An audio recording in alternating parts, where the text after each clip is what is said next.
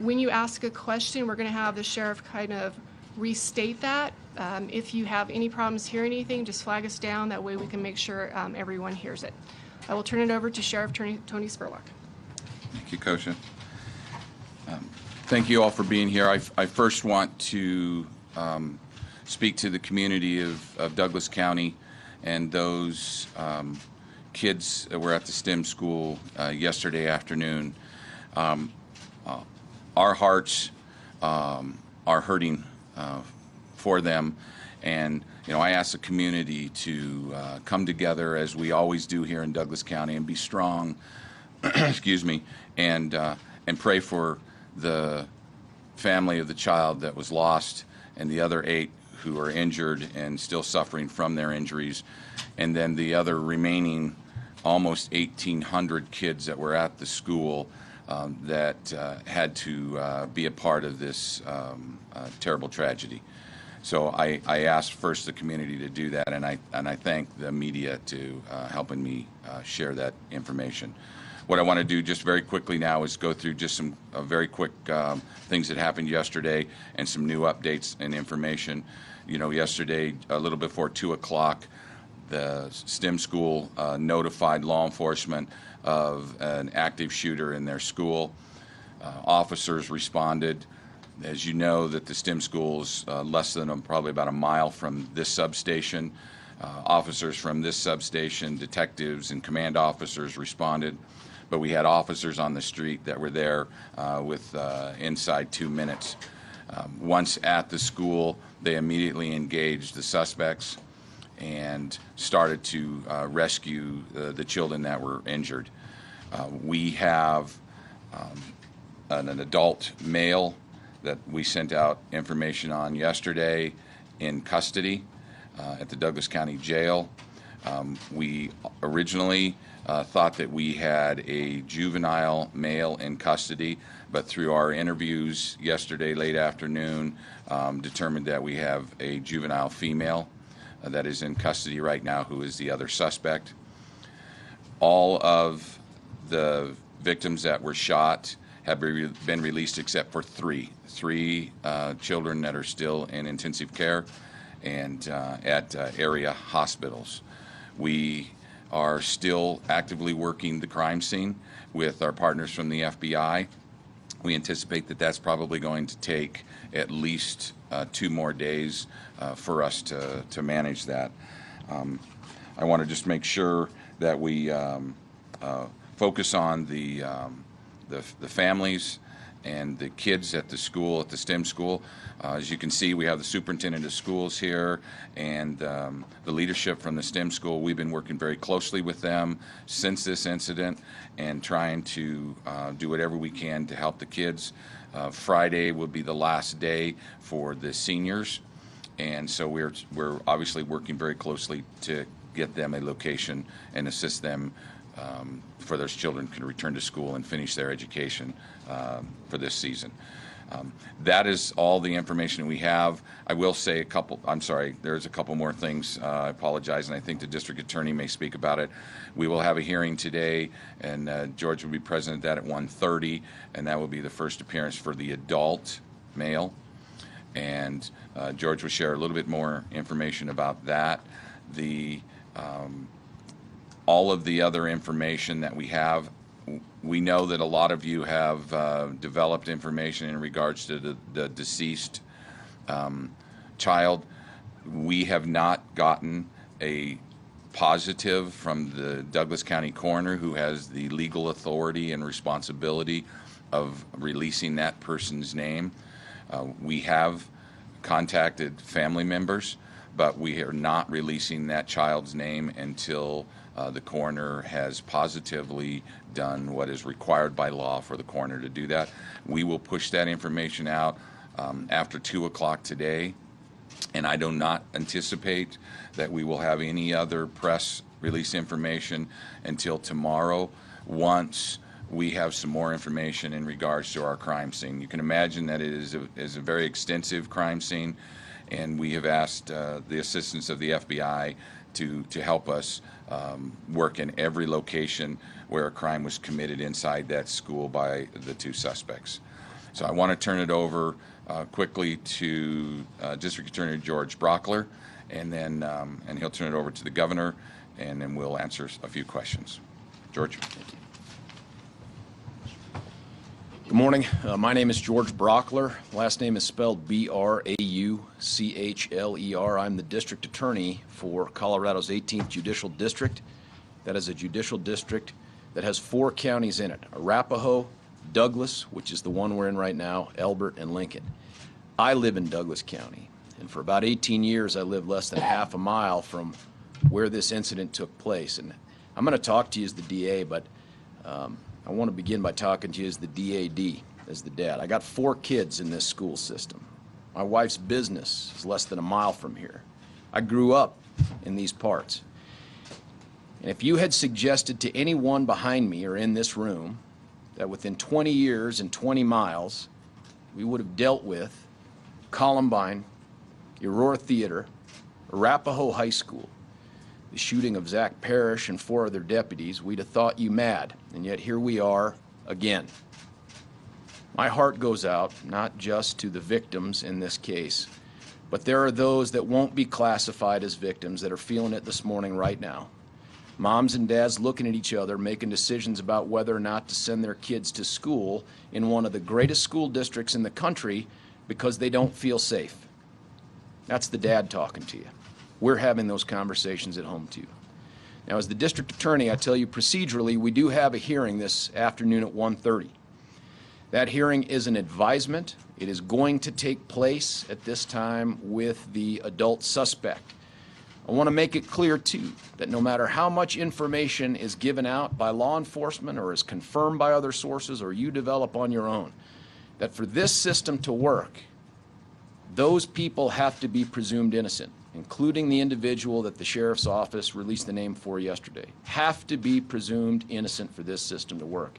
And that's how we'll conduct ourselves. Now, at 1:30, this is a person who will be brought in, advised, given a preliminary advisement. There will be an attorney assigned or hired. There is going to be an additional date set after that, and we can have conversations after court at 1:30 to discuss procedurally what takes place after that. Now, there's also the juvenile suspect who is equally presumed innocent. In our state, as in just about every other, we have 2 tracks for adults and juveniles at this point in the process. I cannot tell you for certain that that juvenile will be advised today at 1:30. If we know more about that information before then, of course, we're going to let you know all that. A couple favors I want to ask of you, and we are too familiar with this process. The name of the adult suspect has been released. There are probably photographs out there now, and there will be additional ones in the future. The juvenile at some point will likely become known. My request to you as someone who has been in this game too long and dealt with cases of this high-profile nature too often is to adopt a no notoriety approach. I know that you have an obligation to report the name, the identity. I know you have the obligation to put out a picture. But soon, very soon, let us move past focusing on the identity of the suspects and their images and focus instead on the innocent victims and on this crime and the investigation itself. Thank you. It's my privilege right now to introduce to you the governor of the state of Colorado, Governor Jared Polis. Well, I want to thank Sheriff Spurlock, Colorado Public Safety Director Stan Hilke, the FBI, and even more importantly, all of the first responders on the line, police, medical, ambulances, the school staff, parental reunification team. Really, a lot of people stepped up to this crisis to manage it competently and effectively. Everyone really came together, and now it's time for the community to come together in Douglas County, across Colorado, and our community across the country to support the parents and families impacted. You know, the past 24 hours have been very difficult for Douglas County, for Colorado. We learned that a student's life was taken too soon by this vicious act of violence. You know, as the father of 2 young children, I can hardly even imagine the horror and the grief that the families must be feeling. And of course, our prayers are for the complete recovery of the remaining victims. Truly, the heart of all Coloradans goes out to those affected in the school community here and elsewhere. You know, I think at this point, Coloradans are really heartbroken, frustrated, still shocked, and frankly sick over a mass shooting occurring right here in Douglas County.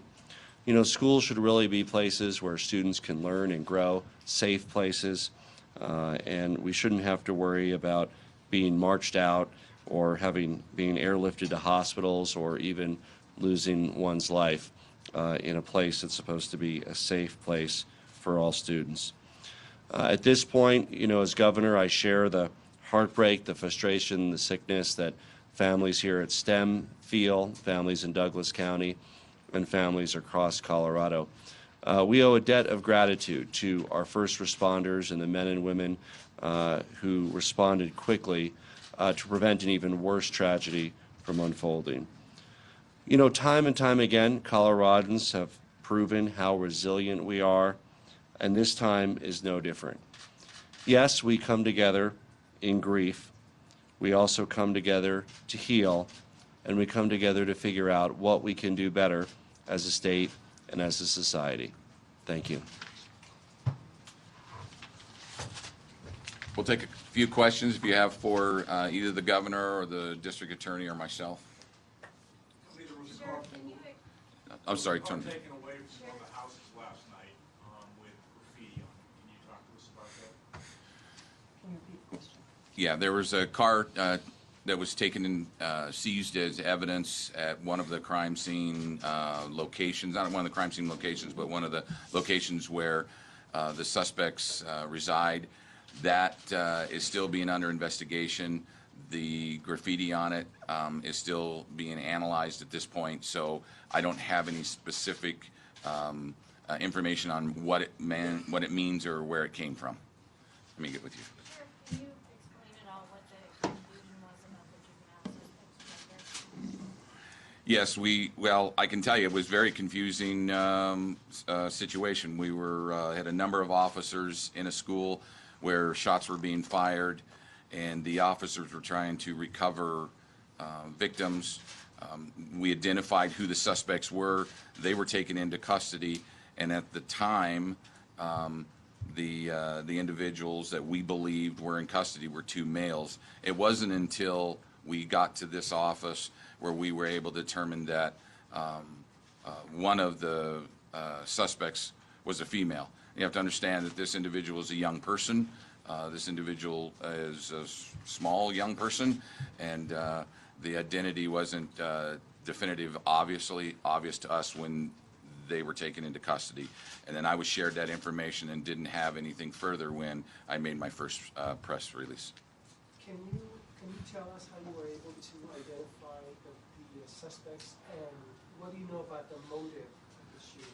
I'm not going to share information about the motive at this point right now. It's too new. We're only less than 18 hours into this case, and we're still working towards a motive. How we identified the suspects is through basic police work and assistance from the school district. You mentioned another, is there any kind of interaction between the young person who died and the suspects, or other students who were in the room and the suspects? Unfortunately, the deceased student, I don't have any particulars about any interaction other than the fact that the person was shot by a suspect. We do know that there were students, and we are going to hear about very heroic things that have taken place at the school. We do know that there was at least one that we can verify, the student that encountered the suspects. And I suspect that as the detectives get further interviews from them, we are going to find that there were much more heroic things. We watched on video some of the things that our deputies had done in regards to rush in and take the kids out and run them 100 yards to the closest ambulance. So there was a lot of those things happening throughout the school with employees of the school, other students, and staff. So we're too early to even clarify anymore. You mentioned more specific about encounter. Do you mean that That Never I, touched them. I'm using, Does that make sense? she wants to know the word encountered. I'm using encountered because that's the best word I can come up with right now of their engagement. So I can't break that down any further for you. I'm sorry. In another possible 2 days in terms of investigating the crime scene, how many locations could we be looking at when we talk about? There's only one crime scene, and that's the STEM school. We have search warrants for the suspects' homes, as would be common practice, or any cars that they have access to. So You mentioned multiple locations within the school. Can you get any more specific as to how far they could have gotten around in terms of different? as I areas? said before in the first briefing, these children went to that school. The suspects went to the school. They were able to get deep inside the school. That's the only thing that I can share at this point in regards to the crime scene.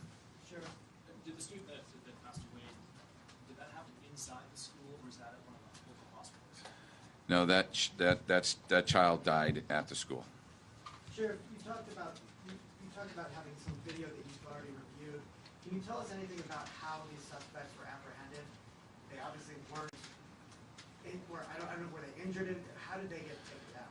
Okay, I can't. They were not injured at this point. I can't tell you the specifics on how they were arrested, other than they were taken into custody, and they were removed from the school by my deputies. Other than that, I can say that we did not exchange any gunfire with them. I can tell you at that point. Other than that, I can't share anything Were else. they already restrained by the time your deputies got there? I believe one of them was restrained when the deputies came in contact with them. And was that by students? No, that was by the security officer that was at the school. How many weapons were involved, and how did they get them into the school? Again, as I said before in it, we know that pistols were used in this assault. The number of weapons that were at the school and how they got in, we're not releasing because that's subject to the prosecution case. Sheriff, so there was more than one gun, so you mentioned just one handgun. Yeah, there was 2 handguns, I'll tell you that at this point. Sure. Were the two shooters together when the first shots rang out, or were they in separate places inside the school? That I cannot, I can't tell, I can't answer that question, I'm sorry. Were they apprehended together? They were not apprehended together. Sheriff, are there metal detectors at the school that they would have gone through? There are not metal detectors at that school. Sheriff, with the new red flag laws, do you think these laws could have prevented this from happening? And also, what do you think we could do with schools, since there's been so many school shootings, what could have prevented this from happening? He asked about the red flag law with that of assisted law enforcement and what could we do to prevent other school shootings. As you know, the red flag law requires a tremendous amount of information and intelligence gathering before anyone is subject to an ERPO. And these suspects are young adults or juveniles, so their ability to create a criminal history is kind of minimal because of that. So at this point right now, I would say that there isn't any particular information at this point. Neither one of them were of legal age to own or purchase a gun anyway, so it's a moot point in regards to red flag. One of the things that we can do to help our children and keep our schools safe, and that is working together with your school district, local law enforcement, and the government that assists all of those, and educating our children, educating our community, see something, say something at a school. Those are the kinds of things that we can do, educate our children, that if they see something or hear something. We have a great program in Douglas County, Text to Tip. There's a state program, Safe to Tell. Those 2 programs work wonderfully in the state of Colorado every day that you folks don't even know about, that we avert disasters and tragedies because children's. Mountain Vista was one of them where we were able to do that, and individuals were arrested and charged for that. Sheriff, any reason to believe these individuals were supported or directed by anybody else at this point in the investigation, and where did they get the guns? Too early to tell at this point. The ATF is assisting us on the location of the purchase of those guns. Sheriff, can you tell us if there were any warnings about this shooting via social media or otherwise? That is too early for us to tell. We are deep in all of the social media searches, computers, phones, all those, that kind of stuff, and interviewing. You have to understand, again, there are 1,800 children at that school. About 600 of them were probably most definitively affected by it because of the pod that it was at. So we're only 18 hours into this. That's a lot of kids to interview, and we still have a lot more to interview. Are the suspects cooperating? Are they talking to you? Are they? I can't share that information at this point. Sheriff, is there any future plans to have schools implement a security system where metal detectors are going to be installed? Okay, I can't, you want to know if there's any future plans of putting metal detectors in the schools? We work very closely with the school district. As you can see, we have their leadership up here, and we strive every day to try to find ways to protect our children while they're in schools here in Douglas County and still have an environment of appropriate education. So we're still working on that, but I don't have anything particularly. We're going to do a few more questions. Anyone in the back, we've been beating these guys up front up. Do you know if the student who passed was close to graduating? Yes, that student was going to graduate and would have been out of school in 3 days. Do you know which suspect fired the bullet that killed the student who passed away? No, I don't, and we had a question for the governor. Governor Polis, once again, the nation's eyes are on Colorado and in a very negative way right now. Can you add perspective, your concern on what this says about our state? We heard about prior shootings, we all know about prior shootings. What do you say to the people that are looking at Colorado right now and saying we have a problem? Well, we've been no stranger to tragedy. It was just a couple weeks ago that we observed the 20th anniversary of the Columbine shooting with the solemn ceremony, but also a focus from the survivors now in their 30s, their families. Great to see that many of the Columbine survivors had kids and families of their own. And they dedicated that anniversary to a day of service, giving back to their community, building upon the tragedy that they experienced. So too, in this tragedy, families will come together to support those directly affected. We are a resilient state, whether it's in the face of fire, floods, or a human tragedy of senseless violence like this.